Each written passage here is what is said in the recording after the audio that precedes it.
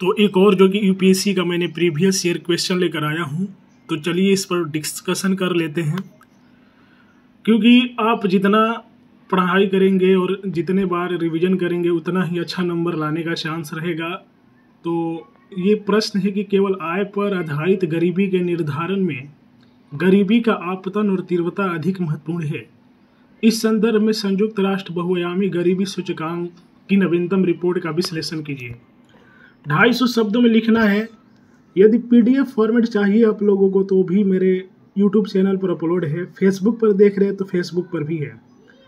Answer देखते हैं। गरीबी के निर्धारण में गरीबी का आपतन तथा तीव्रता अधिक महत्वपूर्ण है। इसका अध्ययन वैश्विक बहुआयामी गरीबी सूचकांक 2020 में किया गया। संयुक्त राष्ट्र विकास परिषद यूएनडीपी तथा Oxford poverty and human development initiative OPHI द्वारा वैश्विक बहुआयामी गरीबी सूचकांक 2020 जारी किया गया है।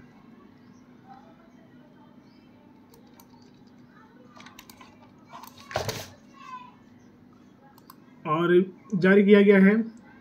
बहुआयामी गरीबी से निकलने वाले सर्वाधिक लोग भारत से हैं।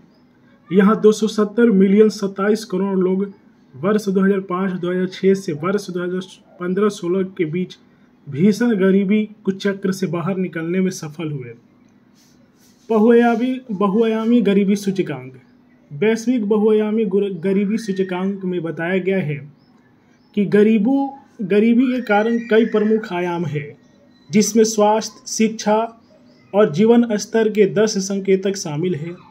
जो लोग इन भारी संकेतकों में से कम एक तिहाई में अभाव अनुभव करते हैं, वे बहुआयामी रूप से गरीब की श्रेणी में आते हैं। इस सूचकांक में 3 प्रमुख आयाम तथा 10 संकेतक निम्न है। शिक्षा, विद्यालय में व्यतीत वर्ष तथा बच्चों का विद्यालयों में प्रवेश, स्वास्थ्य, शिशु मृत्यु दर तथा पोषण स्तर, जीवन स्तर, विद्युत उपभोग, आवास, पेयजल, स्वास्थ्य सुविधाएं, रसोई गैस तथा परिसंपत्तियां। बहुआयामी गरीबी सूचकांक में गरीबी को मापने के विभिन्न मापकों को स्थान दिया गया है। यह है बहुआयामी गरीबी का स्वरूप है। इस सूचकांक में उन लोगों को गरीब माना गया है जो दिए गए मानकों का कम से कम एक तिहाई से कम भारित हो। गरीबों की संख्या को जानने का सबसे सामान्य तरीका जनसंख्या के कुल प्रतिशत से चिन्हित करना है, जिससे उनके बारे में जानकारी मिल सके। इसे हेड काउंट रेशियो कहा जाता है। बहुआयामी गरीबी का तीव्रता। यह सूचकांक वर्ष 2030 के 10 वर्ष पहले ही वैश्विक गरीबी एवं व्यापक तथा गहन तस्वीर प्रदान करता है, जो सतत विकास लक्ष्यों एसडीजी को प्राप्त करने का नियत वर्ष है, जिसका पहला लक्ष्य हर जगह अपने सभी रूपों में गरीबी को समाप्त करना है।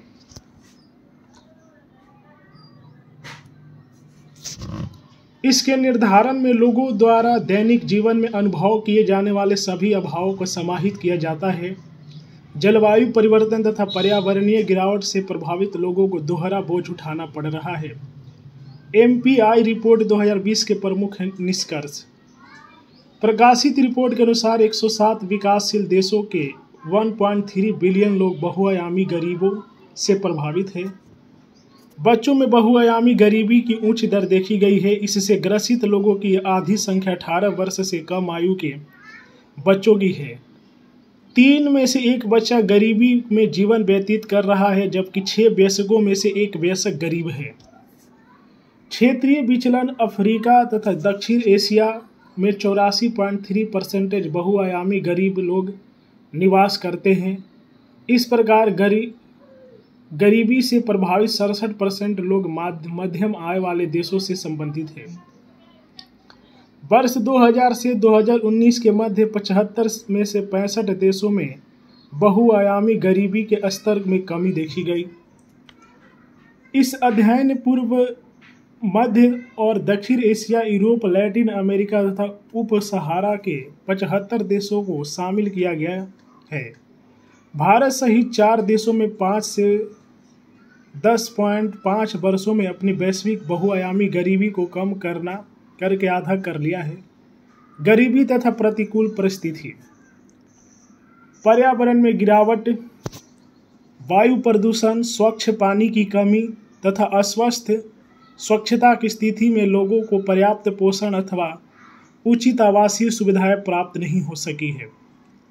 बहुआयामी गरीबी के निर्धारण में खराब स्वास्थ्य, शिक्षा की कमी, जीवन स्तर में अपर्याप्तता, काम की खराब गुणवत्ता, हिंसा का खतरा तथा ऐसे क्षेत्रों में रहना जो पर्यावरणीय जोखिमों से भरा है, जो प्रतिकूल परिस्थितियां उत्पन्न करता है, जैसे कारकों को शामिल किया जाता है। कृषि क्षेत्र में रोजगार। कृषि क्षेत्र में अवसरों ने रोजगार में वृद्धि की है तथा गरीबी को कम करने में अपनी भूमिका निभाई है। कृषि क्षेत्र में रोजगार की स्थिति में सर्वाधिक सुधार विकासशील देशों में हुआ है।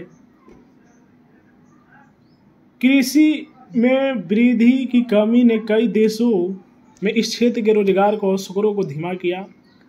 अनौपचारिक रोजगार। अनौपचारिक रोजगार को संकटग्रस्त रोजगार भी कहा जाता है। इस प्रकार के रोजगारों से जुड़े लोगों गरीबी के दुष्चक्र का सामना करते हैं। यह रोजगार किसी प्रकार के श्रम आधारित सामाजिक सुरक्षा को मुहैया नहीं करते। कई विकासशील देशों की विशाल जनसंख्या सामाजिक सुरक्षा से वंचित है। सामाजिक सुरक्षा में स्वास्थ्य बीमा, रोजगार लाभों की उपस्थिति, वैतनिक छुट्टियों का अभाव तथा वृद्धावस्था पेंशन को शामिल किया जाता है। कोविड-19 का प्रभाव। बहुआयामी गरीबी सूचकांक 2020 में कोरोना वायरस संक्रमण के संदर्भ में चर्चा की गई है।